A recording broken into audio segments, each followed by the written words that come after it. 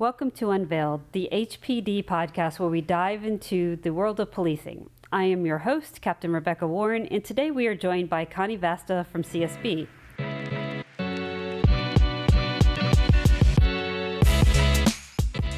Thank you for having me. Thank you for joining us. And today we're going to talk about Marcus Alert and its impact on the city of Hampton. Marcus Alert has been implemented in our city for the past couple years, and it's brought great things into our city, especially for those vulnerable citizens in our city.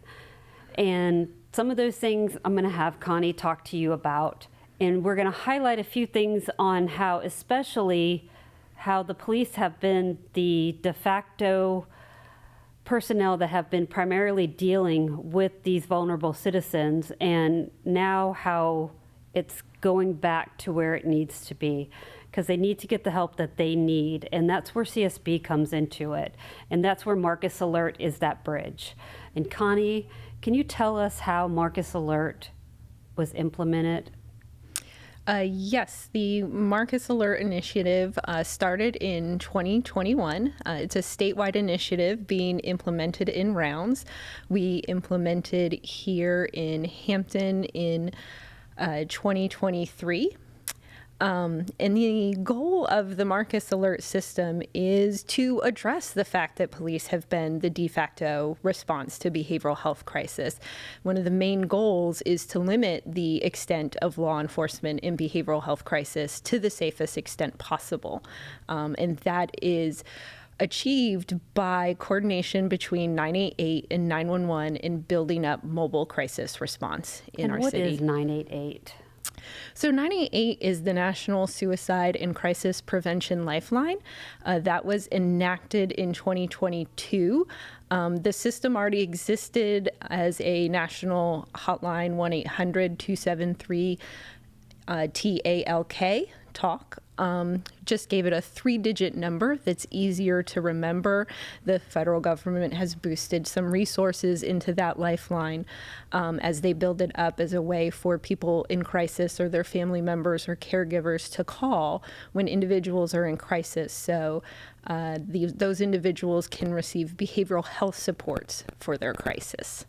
So the city of Hampton, we have what's called a co-response, right? Yes. And how does that work?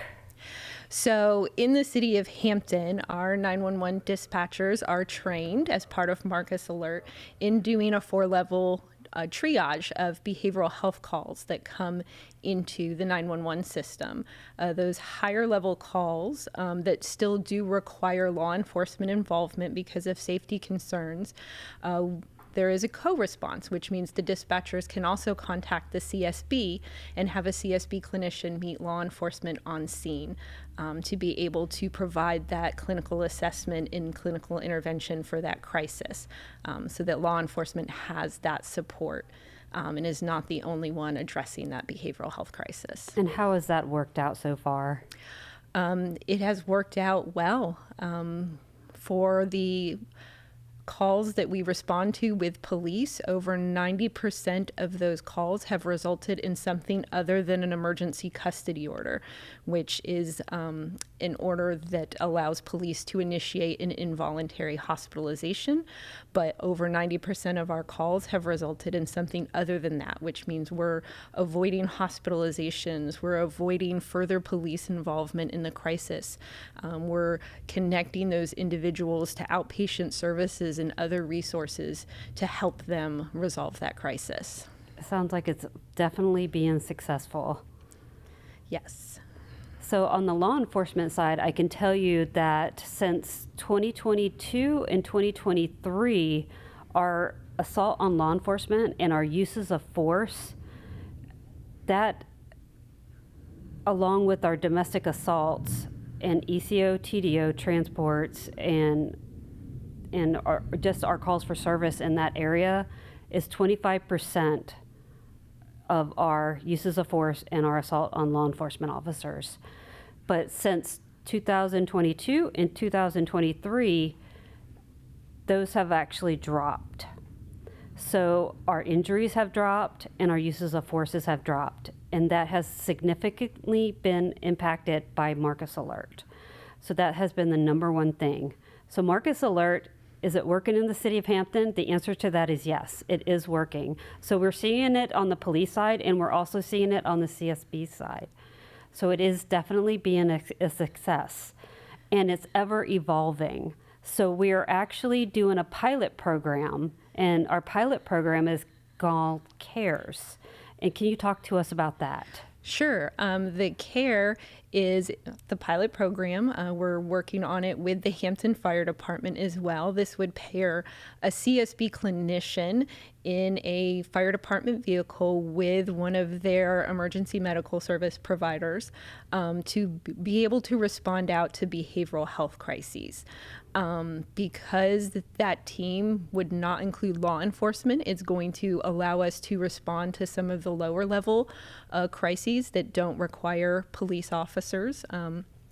Be able to have those responded to more locally versus the having those calls transferred to 988 and being responded to by some regional resources. But we'll be able to respond out to behavioral health crises, further allowing the police not to be involved in behavioral health crises. The CARE team can also respond to the higher level calls with law enforcement, the higher level crises with law enforcement, but having that team with the EMS provider and the CSB clinician just allows those resources together are just going to be able to better address the behavioral health crisis and allow law enforcement to take a step back, even if they're there for support and safety in case the situation escalates or something like that. And it's important to note that law enforcement in situations where there is definitely a weapon involved or definitely danger involved, law enforcement is going to be there and law enforcement will intervene. Yes, that is a part of the Marcus Alert system for those situations in which immediate safety is a concern. There is a weapon involved, there is a suicide attempt that has already happened, or there is an active assault going on, even though those may be mental health crises, because immediate safety is still a concern, law enforcement needs to be involved. For everybody's safety on the scene. Yeah, these are important things that are happening, and it's ever evolving. So like every time we think of something better and something new to do, we're going there. We're finding the resources, and these are resources that our vulnerable citizens need. And it's definitely great that we have great minds and we have great resources, and the city is supporting us in this effort. So this is great things that we're doing. Is there anything else that you would like to add? I would like to add that the Hampton Police Department has been a wonderful partner in implementing the Marcus Alert system. It really has required that partnership, that coordination, that communication as we bring our different resources into this effort, constant communication. As we implemented, we've need to kind of adjusted. We've grown our CSB mobile crisis response since we started. Our available hours have grown, and so that's required communication and coordination. But I think the police department has really been on board with this effort. And we are really grateful at the Community Services Board to have that partnership.